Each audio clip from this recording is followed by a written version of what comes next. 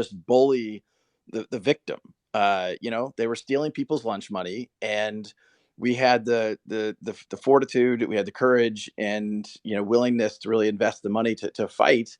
And I think it's incredibly important to the industry. And now there is a little bit of a blueprint that others can use. So, Brad, with this victory and clarity, does this open the pathway for Ripple to do an IPO in the near term? Tony, it's a really fair and good question. You have followed the company and some of my comments closely. It was at Davos 2020 that I said Ripple wouldn't be the first company to go public in the US in the crypto space, but also not the last. A lot has changed since I said that. Look, I think from my point of view, we have been focused on building shareholder value, whether public or private.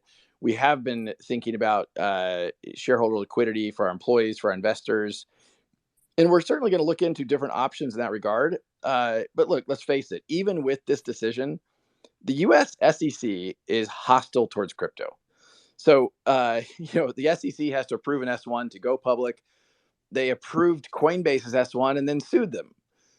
I think if you were to ask Brian Armstrong, is he glad that he went public in the United States? He might be careful with his words, but he might not have a clear answer that was the best choice. And so we are not in a hurry towards that end, but I'll go back to what I said at the beginning. Shareholder liquidity and shareholder value are what we're trying to do here, and we'll continue to do that. Yeah, that's a great point. I know there's still a lot of headwinds out there with the SEC and other government agencies. So on that note, in getting the United States on track to proper and clear, comprehensive regulations, there are quite a few bills out there. Tom Emmer has put out the Securities Clarity Act. Patrick McHenry and Glenn Thompson put out a draft bill. Lummis Gillibrand resubmitted their bill yesterday. Any thoughts on any of the bills? I don't know if you got a chance to look through them, and what might be a clear leader and offer the best solutions. Look, I think it's incredibly encouraging, and I saw some public tweets from some of the names you just mentioned yesterday about the Ripple case specifically, and I think it's great to see them reintroduced. I think the decision in our case is going to spur more conversations in DC because of this, and that is also very good news. What's been frustrating to me throughout this process is that the SEC, who's supposed to work for the people, not just accredited investors, has really, again, kind of lost their way. Like I'll remind everybody who's listening, the SEC's mission statement starts with the sentence, protect investors. I think that when I think about the bills introduced, there's a little like another thing that could happen is the SEC could actually go back to really understanding why they exist. In this particular case, you had the exact investors they purport to protect trying to sue them. I mean, by the way, huge shout out to John Deaton.